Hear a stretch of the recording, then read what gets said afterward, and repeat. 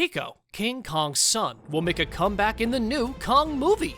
It was about time they reintroduced this 1930s character into the franchise. Maybe the next Kong movie will be more romantic than monstrous. In Kong Skull Island, we got to see King Kong's natural habitat. Heck, we were introduced to him eating a giant kraken-like squid for lunch. And we also found out that Skull Island has a lot of dangerous creatures that look at everything smaller than them as nothing more than just food. Well, except for the water buffaloes with the three-pronged horns. Those were the only nice animals in the entire movie.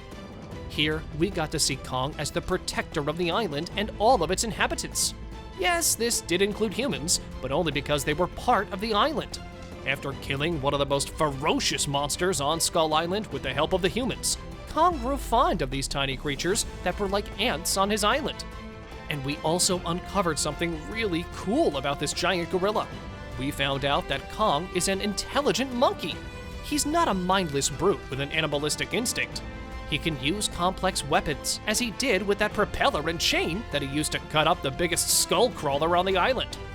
In the 2021 movie Godzilla vs. Kong, we got to see Kong pitted against King Ghidorah, his ancient enemy. How do we know that Godzilla is the ancient enemy of King Kong? Simple. We saw it in a cave painting when Kong visited Hollow Earth. He found the roots of his entire civilization. After opening the portal to this mysterious land, King Kong finally found his ancestral home. He found the kingdom where all the giant gorillas came from. Sadly, Godzilla is the last of his kind. The research organization steals a segment of the energy portal on the ground. This small sample was more than enough to power the giant Mechagodzilla that threatened to kill both Kong and Godzilla. Luckily, after the fight where Godzilla proved to be the quote-unquote alpha monster, the two mortal enemies partnered up and smashed that like button just like you should do if you haven't done so already. Oh no, in all seriousness, the two former enemies teamed up and took down the Mechagodzilla. Did they do it with pure brute force? Not really. They used an ancient axe created by King Kong's ancestors using one of the dorsal plates of Godzilla. By powering the axe with his atomic breath, Kong was able to cut the giant robot limb from limb before tearing the head off its body. In the final scene, we got to see Kong assume the throne of Hollow Earth to become King Kong. But will King Kong ever have a family?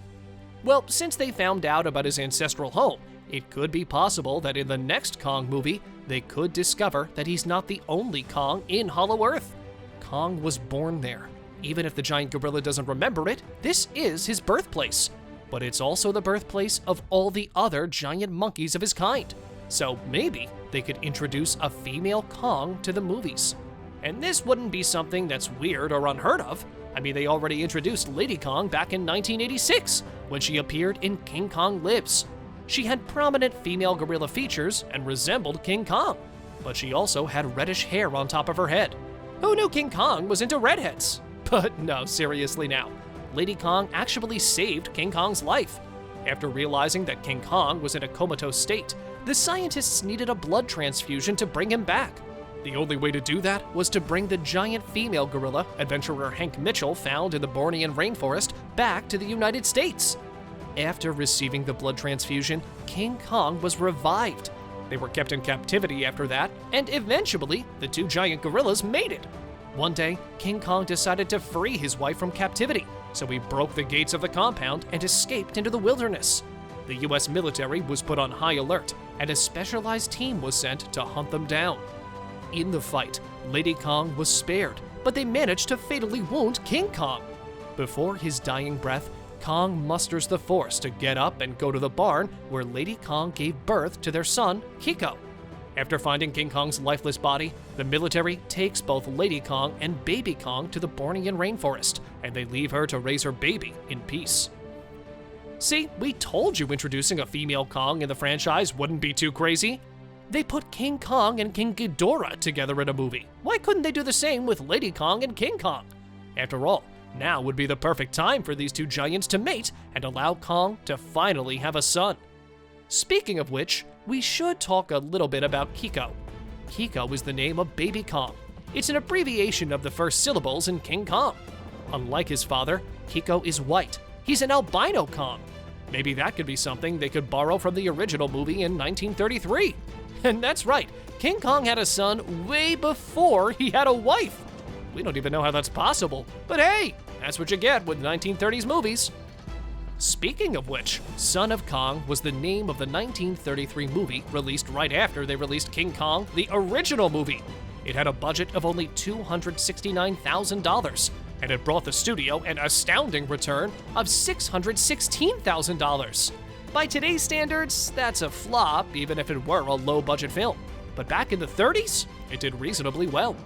The storyline followed filmmaker Carl Denham, who files for bankruptcy after the various lawsuits he gets entangled in. To make all his money back, he smashed that like button just like you should do if you haven't already. No, seriously. To recoup his losses, the filmmaker finds a treasure map and decides to go to Kong's Island to recover the hidden treasure.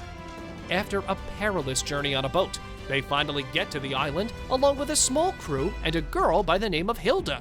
Denham and Hilda split from the original group, and they immediately spot something strange. It was a white albino gorilla stuck in quicksand. Denham can't believe his eyes. Not wanting the gorilla to drown, the filmmaker saves the albino gorilla and bandaged his finger. This giant ape is smaller than King Kong, but is roughly twice the size of an ordinary man. Even though these two people are complete strangers to Little Kong, he befriends them and decides to show them around the island. However, several dinosaurs attack them, and Little Kong defends Denham and Hilda from both of these dinosaurs. He even fights a cave bear to save them. He trusts them that much.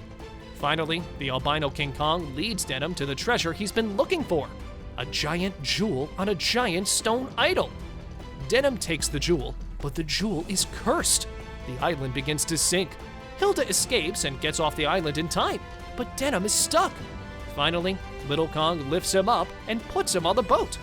Alas, the island has sunk too deep, and Kong is taken under, but not before waving his bandaged hand goodbye. So, the way we see it, Kong 2 could go in one of two ways. Either they can introduce Lady Kong, or they could introduce Little Kong, aka Kiko. If they introduce Lady Kong, they would have to go through an entire movie before we could see Kiko being born. After all, King Kong would find out that he's not alone after all these years.